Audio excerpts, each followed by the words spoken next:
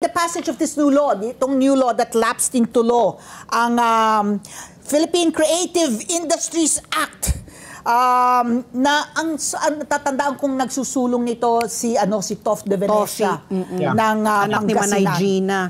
So, yes. Ang reaksyon natin sa isinabatas na ito, and how is this going to be good for the industry, Direct Joey? Okay, tignan natin to from both sides, because at this point of the game, it has already become a necessity. Bakit ito? Alam naman natin kung ano ang nagsusog nitong law na ito, hindi ba? Ito ay ang accidental ng pagkamatay ng isa sa ating pinaka nirerespetong artista, si Eddie Garcia. Kaya nga ito binansagang the Eddie Garcia Law. Ano yung mga good side at ano yung mga bad side? Uumpisahan ko muna dun sa bad side, okay? So that we can be more positive in discussing the good side. Yung bad side is this implies a lot of changes along the way, lalo na sa proseso ng produksyon. At higit sa lahat, sa bahagi ng mga producer, ibig sabihin nito ay karagdagang gastos. Karagdagang gastos dahil sa mga implikasyon na dulot ng batas na ito ukol kung paano ka magpo-produce ng pelikula. Ano yun naman yung good side? Unang-una ngayon lang talaga merong wagas na proteksyon para sa mga manggagawa ng pelikulang Pilipino. Siguro isa na pinaka-importante dito yung limitasyon ng oras ng pagtatrabaho sa set. Hindi na naman biro sa atin to, no? Hindi na naman rin bago na nakaalaman na kuminsan ang ilang mga taping at ilang shooting ay lumalampas hanggang sa 18, kuminsan pa nga ay 24 na oras. Correct. Na labag na talaga sa mga alituntunin ng Department of Labor. Pero hindi ba dala ng pagbabudget, okay, at dala sa pagtitipid, okay, talagang na-exhaust ang ating mga manggagawa. At ito ay kahit labag sa batas, minsan kadalasan ay isinalilihim ito ng mga produksyon at ibinagamin. Kasi ganito yun kung ayaw mo ganyan uri ng trabaho, di ka magtrabaho. Dahil meron at meron tatanggap niyan. Pero ayon sa batas na ito, okay, alright, kailangan ito lamang ang limitasyon ng oras natin. Higit pa roon, kailangan din meron ka ng insurance, okay, ang bawat tao na pupunta sa set. At saka yung time distance, okay, kung anong oras ang darating hanggang oras ka pag-alis. Cut off. Oo, may cut off. Okay, ang maximum talaga, ultimate maximum is 14 hours. Okay, 14 hours of work. Anything that exceeds 14 hours is already a violation of the law. So, magandang protection ito. What does this also imply?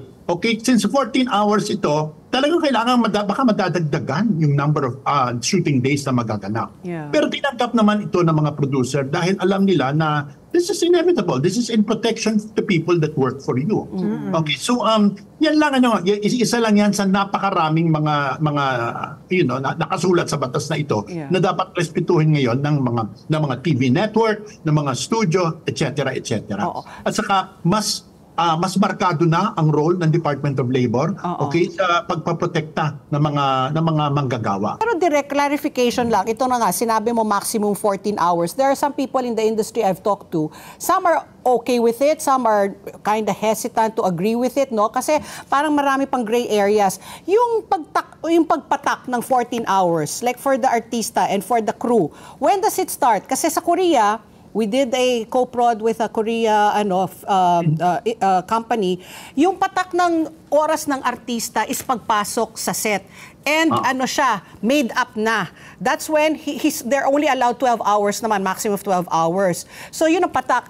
Pero dito sa Pilipinas, yung patak, pagpasok sa set. Pagdating sa set, magpapamakeup pa, magko-costume change, magnanap pa, kakain pa. So yung mga ganon, yung production, yung 14 hours ba, pag nakaset up na yung lights, kunyari lightman sila, or pagpasok pa lang ng set, at tinatanggal pa lang sa mga truck, yung mga gamit nila, pumapatak na.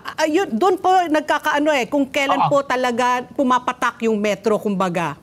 Okay, ang patak ng metro ay ayon sa call sheet. Hindi ba pag pumunta ka, bago ka pumunta sa set, may call sheet ka. Bilang artista, okay, pag ang call sheet mo, doon ang patak ng start ng patak ng metro mo. Okay, and it is already expected. Ito naman ang responsibilidad ng artista, binanggit mo. Hindi ba may mga ibang artista na talagang may mga chromosomes ng pagong na pagdating sa set, matutulog pa, tsaka pala magme-makeup. Ngayon hindi. Dapat, if you want to get the benefits of this law, then you must also comply with the discipline required by this law.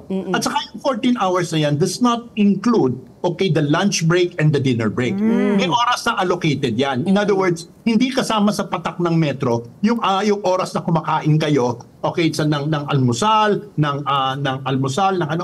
Ang patak ng metro is oras na nasa call sheet ng grind. Yan yung start yan. Okay. Saka, alam mo, pinakamalaking diskusyon dito, Patri, yung ano ba ibig sabihin ng out of town? Di ba? Kunyari ako, nakatira ako dito sa distant south. Okay? Sinabi mo na, okay, ang out of town is anything 50 kilometers. Okay, saan yung start ng 50 kilometers na yun? Correct. Di ba? Kunyari, dito lang, galing ako sa south, pumunta ako ng Fairview, baka ilang kilometro na yun, 40 kilometers na yun, hindi ba? So out of town na yun. Kasi iba ang bayad pag out of town. Correct. Okay, so ang ginawa nila, meron sila, I can't just name it specifically, but this was one of the most critical points noong diskusyonan ng tripartite working committee kung where does the 50 kilometers start? What is the point of origin? Okay? And it's no longer 50 kilometers, it's 75 kilometers kung ko-consider mong out of town. Kasi sabi nga ng isang producer, kung nakatira ako, let's say, nakatira ako sa Alabang, at ang aking location ay sa Antipolo, out of town na yon, di ba? It's not fair din naman. It's not fair. Kunyari, ikaw ay nakatira ka sa Taytay. Okay, at saka taga-Antipolo ka. I mean, that's not gonna be 50 kilometers, okay, from Antipolo. So, kailangan may point of origin silang diniscuss na dito ang start ng 50 kilometers. Or 75 kilometers. In fact, let's get together. Sunday 25. Sunday 25.